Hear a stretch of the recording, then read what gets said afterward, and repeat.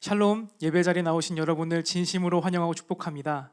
이 예배 시간을 통하여서 정말 우리를 향한 주님의 뜻과 마음을 품고 돌아가는 귀한 시간이 되기를 간절히 소망합니다. 이 시간 함께 기도하심으로 우리 말씀을 나누도록 하겠습니다. 기도하겠습니다. 오늘 우리에게 호흡을 허락하시며 각자의 자리에서 예배드릴 수 있도록 시간과 공간 그리고 마음을 주심에 감사합니다. 오늘 이 말씀을 통하여서 하나님께서 예수 그리스도를 통해 이 땅 가운데 말씀하신 바가 무엇인지 깨닫게 하시고 우리의 삶으로 응답하게 하여 주시옵소서. 함께 모여 예배하는 것이 너무나도 귀한 것을 경험하고 있는 요즘입니다. 주여 인도하여 주시옵소서. 우리가 함께 모일 수 있는 날이 그날이 속히 올 수 있도록 주여 인도하여 주시옵소서. 감사합니다. 우리 구주 예수님의 이름으로 기도합니다. 아멘. 오늘 우리에게 주시는 말씀은 마태복음 4장 1절부터 11절까지 말씀입니다. 마태복음 4장 1절부터 11절까지 말씀을 제가 먼저 읽도록 하겠습니다. 그때 예수께서 성령에게 이끌리어 마귀에게 시험을 받으러 광야로 가사 40일을 밤낮으로 금식하신 후에 줄이신지라. 시험하는 자가 예수께 나아와서 이르되 내가 만일 하나님의 아들이거든 명하여 이 돌들로 떡덩이가 되게 하라. 예수께서 대답하여 이르시되 기록되었으되 사람이 떡으로만 살 것이 아니요 하나님의 입으로부터 나오는 모든 말씀으로 살 것이라 하였느니라 하시니, 이에 마귀가 예수를 거룩한 성으로 데려가가 성전 꼭대기에 세우고 이르되 내가 만일 하나님의 아들이거든 뛰어내리라. 기록되었으되 그가 너를 위하여 그의 사자들을 명하시리니 그들이 손으로 너를 받들어 발이 돌에 부딪히지 않게 하리로다 하였느니라. 예수께서 이르시되 또 기록되었으되 주 너의 하나님을 시험하지 말라 하였느니라 하시니, 마귀가 또 그를 데리고 지극히 높은 산으로 가서 천하 만국과 그 영광을 보여 이르되 만일 내게 엎드려 경배하면 이 모든 것을 내게 주리라. 이에 예수께서 말씀하시되 사단아 물러가라. 기록되었으되 주 너의 하나님께 경배하고 다만 그를 섬기라 하였느니라. 이에 마귀는 예수를 떠나고 천사들이 나와서 수종드니라. 아멘. 우리가 여러 가지 코로나로 인해서 많은 것들이 제약되어 있는 가운데 있습니다. 그러한 시간들을 보내면서 제 가운데 생각이 좀 변한 것이 있습니다. 무엇이냐면, 그동안은 제가 생각을 할 때 예배가 무엇인지 그리고 기도가 무엇인지 묵상하고 고민했다면, 요즘 들어서는 우리가 일상을 살아간다는 것이 어떠한 의미가 있을까, 그리스도인으로서 우리는 어떻게 살아야 될까가 참 관심이 많게 되었습니다. 여러분은 어떻게 살고 계십니까? 한 사람의 그리스도인으로서 각자의 자리에서 어떠한 삶을 살고 계십니까? 그리스도의 삶은 어떠한 삶을 말하는 것일까요? 24시간이 모자르도록 늘 예배하고 기도하는 삶을 뜻할까요? 그것이 아니라면 먹고 마시는 것이 중요하지 않고 오직 하나님 일에만 몰두하는 삶을 의미할까요?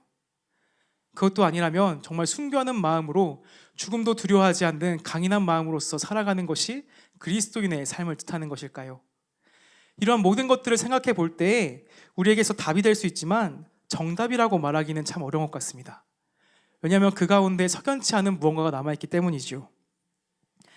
먹고 마시는 것보다 하나님 일에 몰두하는 삶, 죽음도 두려워하지 않으며 무엇보다 예배하며 기도에 집중하는 삶, 이 모든 것들은 바로 예수님께서 보여주셨던 삶입니다. 그런데 예수님께서 보여주셨던 삶이 앞서 말한 삶들을 목표로 하고 있지 않고 그 삶을 인생의 목적으로 삼고 있는 것은 아닌 것 같습니다. 왜냐하면 예수님께서는 그러한 삶과 조금 다른 모습을 보여주셨기 때문이죠. 우리가 볼 때 먹고 마시는 것보다 하나님의 일에 몰두하는 것을 생각해 볼 때에, 물론 예수님께서도 중요하게 생각하셨지만 제자들을 처음 부르신 예수님께서 가장 먼저 말씀하신 것은 밥 먹자였습니다. 예수님께도 먹고 마시는 것이 중요했던 것이지요. 죽음도 두려워하지 않는 삶이라 생각했을 때도 예수님께서는 정말 위기의 순간마다 자리를 피하셨고, 무엇보다 이 십자가를 앞에 두셨을 때 겟세마네 동산에서 올라가서 이 땀방울이 핏방울이 되기까지 기도하셨던 분이 우리 주님이십니다. 이렇게 볼 때에 고민하게 됩니다. 과연 예수님은 어떻게 사셨을까? 일전에 저는 교회학교 사역을 하면서 유년부를 맡은 적이 있습니다. 그때 저희 부서에 한 아이가 있었는데요.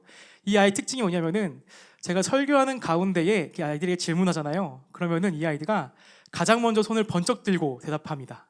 그런데 그 아이는 질문 듣지 않고 정답이 늘 같았습니다. 바로 예수님이었지요.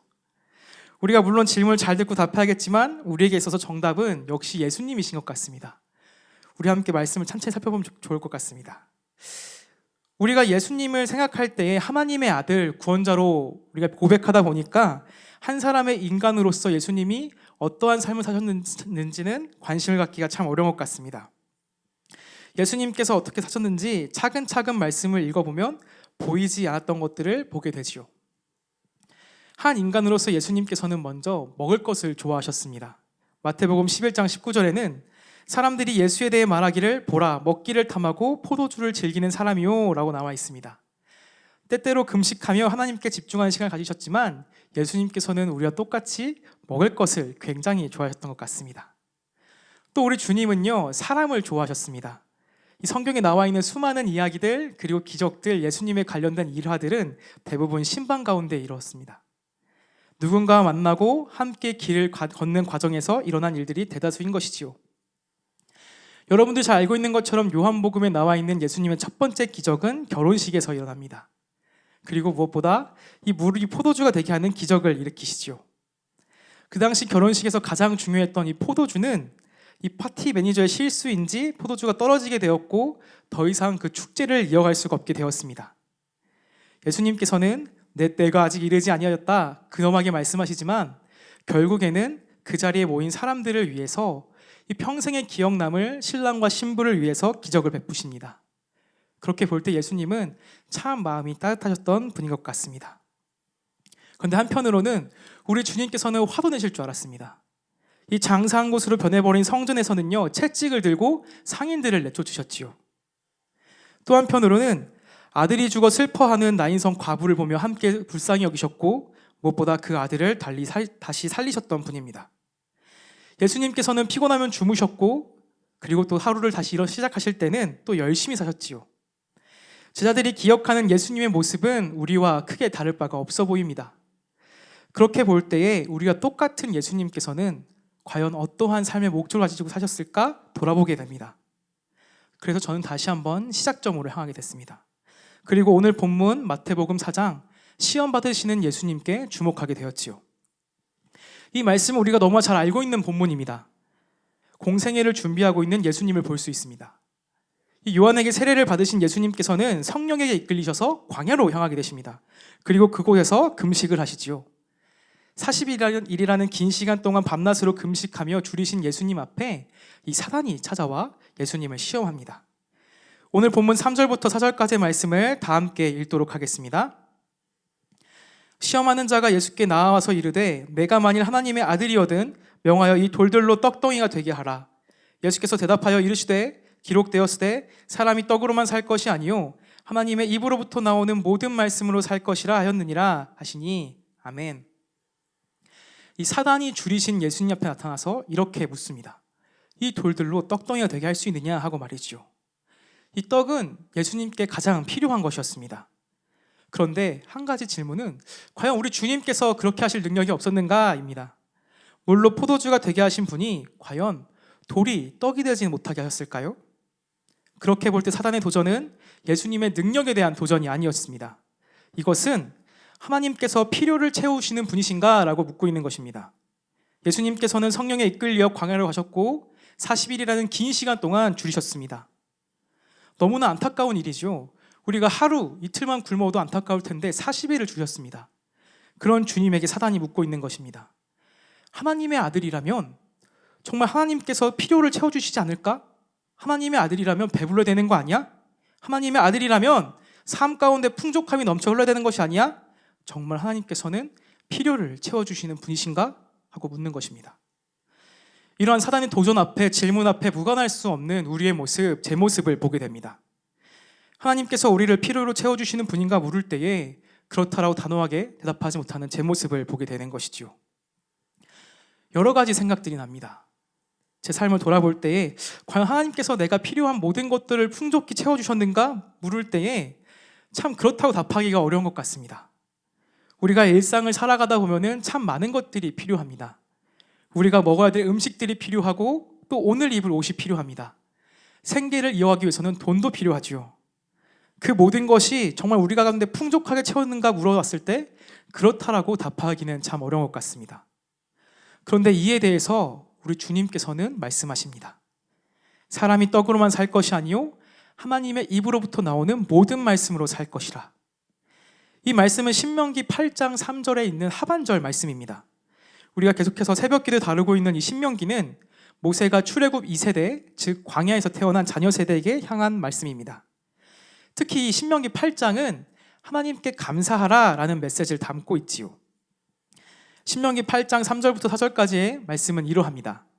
너를 낮추시며 너를 줄이게 하시며 또 너도 알지 못하며 내 조상들도 알지 못하던 만나를 내게 먹이신 것은 사람이 떡으로만 사는 것이 아니요 여호와의 입에서 나오는 모든 말씀으로 사는 줄을 내가 알게 하려 하심이니라. 이 40년 동안에 내 의복이 헤어지지 아니하였고 내 발이 부르트지 아니하였느니라. 아멘. 이 험난한 광야 생활이었지만 그 가운데서 하나님께서는 이스라엘 백성들을 먹이시고 입히시고 그들을 인도하셨습니다. 하나님의 말씀으로 살아갈 때 그들 가운데 먹을 것이 있었고 입을 것이 있었음을 보여주셨던 것이지요. 그런데 한편으로 묻을 수 있는 것은 과연 이스라엘 백성들이 풍족하였는가라는 질문입니다. 하나님께서 이스라엘 백성 가운데 풍족함을 주고 셨다면 애굽에서 건져내실 필요가 없었겠지요. 애굽이야말로 풍족한 땅이었습니다. 그들을 광야로 인도하셨고 그 가운데서 먹을 것을 주시고 입을 것을 주셨던 것은 하나님께서 다른 계획과 목적이 있었다는 것입니다. 하나님께서 우리 가운데 필요를 채워주신다는 것은 우리에게 풍족함을 주시려는 것이 아니라 우리가 무엇으로 사는가를 알려주시기 위함입니다. 우리 가운데 더 먹고 마시고 그러한 문제가 아니라 과연 믿음으로써 우리가 하나님께서 우리의 필요를 충분히 채워주시는 분인가는 믿음의 문제라는 것이지요. 하나님의 아들, 하나님의 딸이 과연 풍요로운 삶을 사는가라고 물었을 때는 꼭 그렇지만도 않습니다. 그러나 그 질문이 하나님께서 우리 가운데 필요를 채워주시는 분인가로 바뀌었을 때는 그렇다라고 답할 수 있어야 되는 것입니다. 그것이 하나님께서 우리에게 말씀하시는 믿음인 것이죠. 그렇게 볼 때 예수님께서 말씀하십니다. 하늘의 나는 참새도 하나님께서 먹이시고 들에 핀 백합화도 입히신다고 말이죠. 이 고백, 하나님께서 우리의 필요를 채우신다는 고백이 우리 가운데 있기를 간절히 소망합니다. 계속해서 마귀는 예수님을 성전 꼭대기로 데려갑니다. 오늘 본문 5절부터 7절까지 말씀 읽도록 하겠습니다. 이에 마귀가 예수를 거룩한 성으로 데려다가 성전 꼭대기에 세우고 이르되 내가 만일 하나님의 아들이어든 뛰어내리라. 기록되었으되 그가 너를 위하여 그의 사자들을 명하시리니 그들이 손으로 너를 받들어 발이 돌에 부딪히지 않게 하리로다 하였느니라. 예수께서 이르시되 또 기록되었으되 주 너의 하나님을 시험하지 말라 하였느니라 하시니 아멘. 이 성전 꼭대기로 데려간 마귀는 계속해서 예수님께 묻습니다. 하나님의 아들이여든 뛰어내리라 하고 말이죠. 여기서 우리가 주목해야 될 것은 그 뒤에 있는 말입니다. 기록되었을 때 그가 너를 위하여 그의 사자들을 명하시리니 그들이 손으로 너를 받들어 발이 돌에 부딪히지 않게 하리로다 하였느니라. 여기서도 중요한 것은 예수님에게 그러한 능력이 있는가 없는가가 아닙니다. 하나님에 대한 믿음의 문제이지요. 하나님께서 정말 너를 지켜주시는 분이신가? 너가 하나님의 아들이어든 그것을 증명할 수 있어? 그렇다면 해봐. 하나님 하실 수 있는지 보자 하고 속삭이고 있는 것입니다. 이에 대해서 우리 주님께서 말씀하십니다. 주 너의 하나님을 시험하지 말라. 이 말씀 또한 신명기 6장 16절의 말씀을 인용한 것이죠. 너희가 마사에서 시험한 것 같이 너희의 하나님 여호와를 시험하지 말고. 여기서 마사는 무리바를 의미합니다. 이 출애굽기 17장에 자세히 나와 있는데 이 광야 생활을 하던 이스라엘 백성들 가운데에 마실 물이 떨어졌습니다. 놀라운 것은 물이 떨어진 이스라엘 백성들이 물을 찾으러 나간 것이 아니라 모세에게 따지러 왔다는 것이지요. 우리에게 물을 주어 마시게 하라 하며 말입니다. 이 이스라엘 백성들은 모세를 넘어서 하나님을 시험하고 있는 것입니다. 하나님 정말 우리 가운데 함께 계십니까? 우리를 인도하고 계십니까? 아니지요. 하나님 정말 우리하고 함께 있는 거 맞습니까? 우리를 인도하시는 분 맞아요? 지키시는 분 맞아요? 의심하고 있는 것입니다. 의심을 전제하고 있는 것이지요. 이 하나님께서는 모세를 통해 호렙산에 있는 반석을 쳐서 물을 솟게 하라 라고 말씀하십니다. 그때를 회상하며 모세가 말씀하고 있습니다. 너희가 마사에서 시험한 것 같이 너희 하나님 여호와를 시험하지 말고. 이 말씀을 그대로 예수님께서는 가져와 말씀하십니다. 하나님께서 정말 너를 지켜주시는가? 라는 질문에 주 너희 하나님을 시험하지 말라 답하셨습니다. 하나님이 우리와 함께 계시다. 이 임마누엘의 고백은 우리 가운데 있어야 할 줄 믿습니다. 그리고 그 고백은 단순히 고백으로 끝나는 것이 아니라 우리 주님께서 실제로 이루셨고 우리 가운데 증거하신 것이지요. 임마누엘 하나님을 날마다 고백하는 우리가 되기를 간절히 소망합니다. 이 마지막으로 예수님을 이 사단은 높은 산으로 데려갑니다. 오늘 본문 8절부터 10절까지 말씀입니다. 마귀가 또 그를 데리고 지극히 높은 산으로 가서 천하 만국과 그 영광을 보여 이르되 만일 내게 엎드려 경배하면 이 모든 것을 내게 주리라.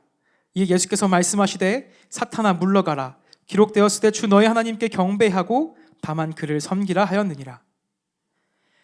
예수님을 높은 산으로 데려간 사단은 온 세계를 보여주며 묻습니다. 내게 엎드려 경배하라. 그리하면 이 모든 것을 내게 주리라. 저는 이 본문 말씀을 읽으면서 머리가 쾅 하고 부딪히는 것 같았습니다. 사단은 이미 전제하고 있는 것이죠. 온 세계 열방이 자신의 것이라고 이미 밑바탕에 깔고 있는 것입니다. 온 세계를 지으시고 창조하시고 우리를 인도하신 분이 누구십니까? 바로 우리 주님이시지요. 하나님이신 것입니다. 그런데 사단은 너무나 자연스럽게 그리고 너무나 태연하게 이야기하고 있습니다. 천하 만국과 영광을 보라. 멋지지 않는가? 내가 너에게 줄게 하고 말이지요. 사단은 오늘도 우리에게 묻는 것입니다. 하나님께서 이 땅의 통치자이신가? 정말로 온 열방의 주인이신가? 하고 말입니다. 이 땅 가운데 있는 만연한 악, 폭력을 보면서 과연 우리가 하나님께서 이 땅을 통치하신 분이다라고 답할 수 있을까요? 이 땅의 통치자는 온 우주 만물을 지으신 하나님이시다라고 고백할 수가 있습니까? 폭력과 갈등 속에서 정말 하나님을 인정할 수 있냐는 말이죠. 오히려 악의 지배를 인정하고 살아가는 것이, 그에 굴복하는 것이 오히려 편한 삶을 보여주는 것이, 살아갈 수 있는 것이 아닐까요? 이에 대해서 예수님께서는 분명히 말씀하십니다. 주 너희 하나님께 경배하고 다만 그를 섬기라. 우리 신명기 6장 11절부터 13절까지의 말씀을 보도록 하겠습니다. 너는 조심하여 너를 애굽 땅 종되었던 집에서 인도하여 내신 여호와를 잊지 말고 내 하나님 여호와를 경외하며 그를 섬기며 그의 이름으로 맹세할 것이니라. 아멘. 애굽 땅 종되었던 집에서 인도하여 내신 여호와. 이 당시 이스라엘 백성들에게 온 우주는요, 이 애굽이었습니다. 그리고 그 우주의 주인은 바로였지요. 그러나 하나님께서 이들을 애굽에서 건지심으로써 이 온 열방의 주인은 주 하나님이심을 다시 한번 증거하신 것입니다. 당연하게 이 땅을 자신의 것이라 주장한 사단에게 예수님께서는 분명하게 말씀하십니다. 주인, 온 열방의 주, 너희 하나님께 경배하고 다만 그를 섬기라 라고 말입니다. 이 그리스도인의 삶은 하나님을 향한 믿음으로 채워져 있는 삶입니다. 우리 눈에 맞닥뜨리는 현실의 도전에 무너지는 것이 아니라 믿음을 세우며 경고하며 하루하루를 견디며 나아가는 삶이 바로 그리스도인의 삶인 것이지요. 이 그리스도인의 삶은 이 사단이 우리에게 했던 질문, 하나님만으로 살 수 있는가? 하나님께서 정말 지켜주시는가? 하나님께서 정말 이 땅 가운데 통치자이신가라는 질문에 삶으로서 예라고 답하는 삶을 뜻합니다. 사단은 오늘 우리에게도 묻습니다. 내가 만일 하나님의 자녀이거든 증명하라 라고 말이지요. 오늘 말씀의 제목은 세 가지 선언입니다. 이 선언의 사전적인 의미는 두 가지를 말하고 있습니다. 첫 번째로는 널리 펴서 말하는 것으로서 이 발표의 준말이라고 얘기를 하고 있고요. 또 한 가지는 두 번째로 이 국가 단체가 필요에 따라서 자신의 방침, 주장, 의견들을 외부에 정식으로 표명하는 것을 의미합니다. 세 가지 선언, 우리 그리스도인들이 선언해야 할 것입니다. 하나님은 우리의 필요를 채워주시는 분이시며 하나님은 우리를 지키시는 분이시며 이 땅의 통치자는 하나님이심을 우리의 삶을 통해서 선언되어야 되는 것입니다. 예수님께서는 이 세 가지 선언을 그의 공생의 삶을 통해서 보여주셨습니다. 그리고 그 선언이 그냥 말로서 끝나는 것이 아니라 이 땅 가운데 이루어질 수 있도록 십자가를 지시고 부활하심으로써 증거하신 것이지요. 그 무엇도 이 세 가지 선언을 이루는데 방해할 수 없다는 것을 그의 삶으로, 부활로 보여주신 것입니다. 우리의 삶은 이 상황과 현실로서 무너지는 것이 아니라 이 믿음으로서 경고에 응답하는 삶이 되어야 합니다. 그것이 우리에게 보여주신 하나님께서 이 땅 가운데 이루시는 뜻인 것이지요. 그리스도인은 예수를 닮아가는 사람입니다. 우리의 삶을 통해서 이 세 가지 선언, 예수님께서 말씀하신 세 가지 선언이 우리의 삶 가운데 이루어지기를 간절히 소망합니다. 우리 주님은 우리의 필요를 채우시는 분이십니다. 우리 주님은 우리를 늘 지켜주십니다. 우리 주님은 이 땅의 통치자이십니다. 다 함께 기도하겠습니다. 오늘도 살아서 역사하시며 우리를 인도하시며 우리를 주관하시는 주님, 우리가 상황과 현실에 무너지는 삶이 아니라 믿음으로써 경고에 응답하는 삶을 살 수 있도록 함께하여 주시옵소서. 그리하여 우리 주님께서 그러하셨듯이 우리 또한 삶으로서 세 가지 선언을 하게 하길 원합니다. 하나님은 우리의 필요를 채워주시는 분이시며, 하나님은 우리를 늘 지키시는 분이시며, 하나님은 이 땅의 통치자이심을 우리의 삶을 통해 고백하며 선언하길 원합니다. 우리 가운데 함께하여 주시옵소서. 이를 통하여서 이 땅 가운데 주님의 나라가 여전히 임하며 우리 가운데 여전히 주님께서 함께 계심을 열방이 보게 하여 주시옵소서. 우리에게 주어진 여러 문제들이 있습니다. 사람과의 문제, 재정의 문제, 영적인 문제, 수많은 문제들이 있지만 그 문제들을 딛고 일어나 우리 삶 가운데 세 가지 선언이 선포되기를 간절히 소망합니다. 주여 붙잡아 주시옵소서. 우리 구주 예수님의 이름으로 기도드립니다. 아멘.